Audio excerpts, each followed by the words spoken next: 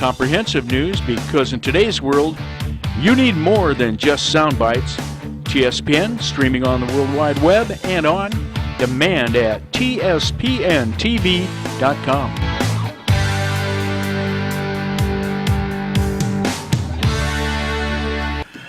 Hi, everyone, and welcome back. I'm with Supervisor Richard Forster. Richard, hey, Tom. Welcome aboard. Happy New Year.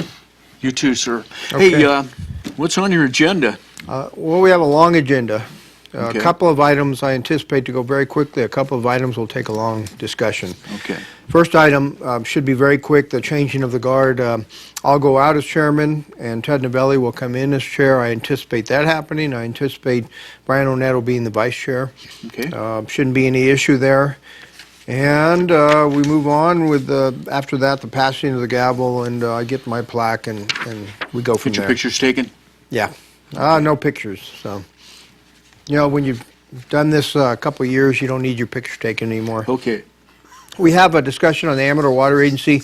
This was presented to our administrative committee meeting, but Gene Mancebo will come in and present the expenditures. There was a $150,000 grant that was given out of the water supply fund to the water agency, and this grant was for specific items. They have prepared a list. The well 14 rehab was something that was spent before the grant was allotted, but it was reimbursed as an allowable expense. Fire hydrants, which have all been completed through either using parts to replace them. They didn't have to replace many hydrants, fortunately. They have service line replacements, which are occurring, but they're waiting because they did get a $500,000 grant for the first round. They anticipate getting another $500,000 plus grant to replace the service lines. They did buy an emergency generator for about $42,000. They need to buy some components for that, wiring and such. And they have a few other things, but they are doing the report and asking for a reimbursement of roughly $51,000. And then that'll leave about $86,000 in the account to be used for further improvements of the Lake Comanche system. So thanks to them for doing the improvements. And as you might remember, this grant was given because the county formerly had control of the Comanche area. The county did very little with that area as far as just want to say one more time, that was for Lake Comanche's water out there in that area. Right. Okay, so that's where those expenses are. That's right. A system that was in very bad shape, and they are making a lot of improvements. So. Okay. We'll have a representative from the Kirkwood PUD, Public Utility District, down to give a report on their Out Valley Electric project. So that'll just be an ongoing report. We asked every 4 months to have them come in and give us a report. We have a report, an environmental document for a negative declaration that will have to be completed and approved by the board. This is on the Bunker Hill Bridge Replacement Project, and it's the mitigated negative declaration. But as you can see, even for that, you need a document this thick to get that done. So, and this is something that you're given the money. These are usually the dollars that come out of the feds and for bridge replacement, and there are things that need to be done for earthquake standard, to meet earthquake standards and such. So we have further discussion on the Community Development Block Grant. This is in the application process.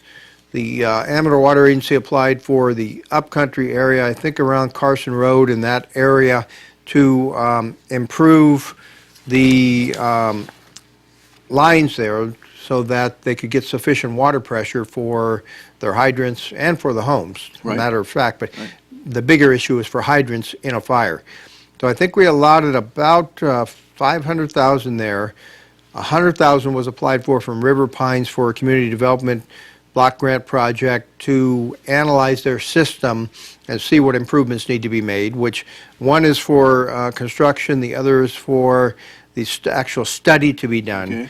Turns out that they've increased the amount that you're eligible. I may have misspoke there. I think the water agency was $900,000, but I think now they've gone and allotted another $500,000 to this project. So the way it turns out is that there's more money available than we can apply for. Water agency, I believe, can apply for $1 million, so they can go up to another $100,000. to $1 million. The River Pines will stay at 100, and ATCA came in with a block grant application on behalf of the Amador County Housing Stabilization Program, which they have been running. Okay. Still have a lot of people that are in need of housing for different reasons, and mostly economic. So this grant is really needed and will help ATCA to keep a lot of people in homes and off the streets and out of their cars, as using those for sleeping places. So really, they did not expect to get this increase from the grant process, but you know, good things happen sometimes. Okay, so there's more monies to be sent for these projects. That's right. And usually when you get these grants, community development block grants, Right. they rarely go up like this. So who knows where the money's coming from, but good things happen there. Jason Molfer will be in with Victory Village. He's asking for a use permit application and on a fee waiver for that use permit application.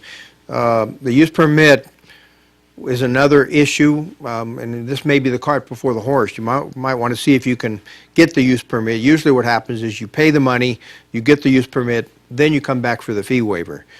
He's doing it the other way around, so it'll come to the board for that discussion and see if they're amenable to giving the fee waiver for one and giving it prior to him getting the use permit, which the use permit is not a given either, because it is not permitted in the zoning where he is at, although there is a state law that says that a shelter for veterans like he's running Yes. has to have a permitted use within zoning somewhere in the county. Right now it does not, so that's another issue that'll have to be dealt with. Where will that, how is that use, who did you get the use permit from, Richard? He gets the use permit from the county, Okay, and normally when you do it, you apply for the use permit first, you pay the fees, you get approval or denial, but then you come what back. department in the county is in charge of use permit? Well, you're going to have to run through the planning department. Okay. You're going to have to run through, I'm sure environmental health will be involved with the facility. I know they're doing some improvement work on it right now.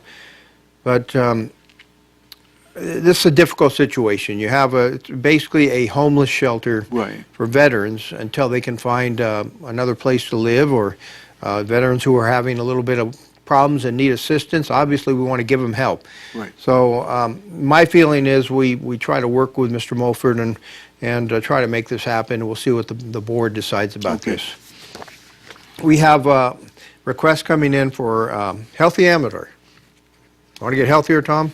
I sure do, Richard. In I'd like to get 2014, younger as well. yeah, in 2014, this is a resolution that we're being asked to pass, and there's no doubt that there's a significant amount of people in our county and in our country who are overweight. I know I'm carrying about 15 pounds too much right now, but this is basically asking the county to get behind this Healthy Amador program. It would be run by one of our local healthcare facilities, training facilities. Okay. They would include all of the healthcare facilities, though, and they would have a series of tests when people get involved that could monitor a person's health, and based on the exercise they do and their eating healthy foods, and monitor their weight. And as the proponents say, unless you have some goal setting and unless you have some mechanism to hold people to it, most people will not hold to it. So that's the whole goal here, is Okay. to get people healthier. That sounds very interesting. Let's take a break here, and then we'll come back with the rest of the agenda. So stay with us right here on TSPN. You're watching Amador County's local television network, TSPN. Did you want to come into that somewhere? Yep. And we're on. Okay, go ahead. I think we wanted to get a little bit back into that health. Yeah, being just healthy. for a minute. It'd be $20 to go into the program, and the $20 is basically for the administrative costs of compiling all the data and seeing So that's where for you're at. $20 for an individual who wants to join? The $20 would go to Laura Clark at New York Fitness. She would administer the program. Okay. It's a very minimal cost, but a person could join any gym, and then the gyms would have there's a detailed plan for testing. You're testing on weight, strength training, aerobic. So all of that would be tested to see if your time's improved, to see if your weight goes down, and to see if your strength goes up. So it's a good program, and I think it gives you a place within a group of people so that you feel comfortable that you're not out there on your own. So, Okay. I don't know why the board would not support that, so I think it'll be fine. Is there costs involved to the county to joining us? No costs for us. I mean, your cost might be, you can do your exercises at home, Sure. but your cost might be if you want to join a gym. That was probably a lot of people's New Year's resolutions anyway. I want to join a gym and get healthier. So it's good to get real healthy, That's right? right. That's right. Okay. All right, the planning department will come up again and talk about the temporary directional signs. This has been going on now for a year, and the question is whether the county wants to continue to do this. In fact, it's been going for 2 years. And in 2 years, no directional signs have been taken out, according to Susan Grijalva from our planning department. The goal was this program would cease to exist when Amador County sales and use tax revenue is less than $1,250,000. That's been 2 years since that program? It's been 2 Oh my years. gosh.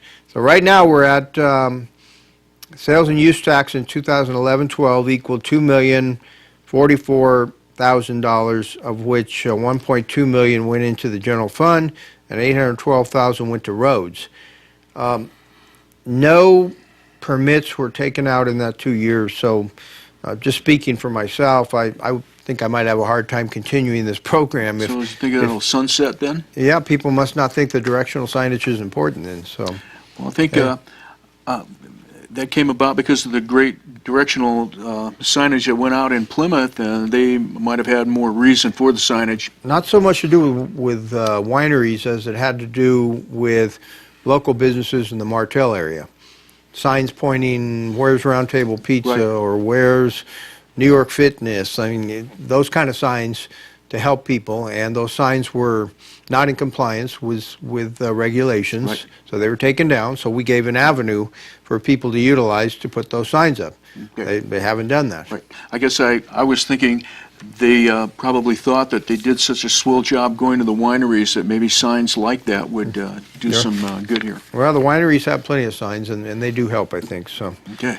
we have another update from Susan Grijalva, our planning director, on the housing element update, and they give an option A and an option B for the county to look at what we want to do as far as whether we want to do a consolidated plan with the cities, or if we kind of want to let the company that's going to do the study do this more on an individual basis and then consolidate all the data. So at this point, Susan Grijalva feels, and I think some of the cities feel, it would be better if the county and the cities went with option B, if they had their individual programs, if they did their outreach, if they looked at the constraints and the resources, and then put all the data together and come back. And really, cost-wise, it looks cheaper if you go with the option A and do this all together. PMC is the company that would be doing it. But as Susan Grijalva said, the costs actually would be more doing it as a single plan, because it wouldn't give you enough data, and the cities and county would have to do too much work on their own and eat up too much staff time, which county and most of the cities don't have. Right. So you're really cheaper going with the individual plan and have the consultant look at each individual entity and then compile the data for the housing element. Okay, and that's the housing element for the general plan? For the county, actually the housing element is in the general plan, but it's kind of independent. It has to be redone every so many years, where the general plan can go 20 plus years. Housing element has to be done by law every couple of years. So, Okay. next up, this is going to be a long discussion. I anticipate with the Amador County Employees Association, ACEA, and what's happened here is ACEA wants to break off from SEIU, Service Employees International Union. We've been going round and round with this, and it's finally going to come out of closed session and go into open session for a decision by the board. But there are a number of, this has to do with, I'm looking at pages, Tom. It's 6 pages of different actions that either the union or ACEA have taken, asking the board to make decisions. There are PERB, Public Employee Relations Board violations that have been charged to the county, Right. that the county has violated public employee relations, which you probably can guess I have the contrary opinion to that. But Right. anyway, this will discuss the decertification petition by ACEA. It gives summaries and recommendations by our county counsel, Greg Gillot. Then it goes on and discusses the October 1st, 2013 decertification petition, a second decertification petition after ACEA did a separate vote count, which they felt the first vote count was sufficient. But anyway, they did a second vote count, and then the board has to make a decision whether they're going to support ACEA in this decertification petition for it to go forward. I imagine you're right. There will be probably a lot of discussion. I Talk think about that, people's representation in their jobs. That's pretty important. yeah, I would be surprised if this didn't go on for quite some time and had a lot of discussion. But the board will make a decision whether to support the decertification petition.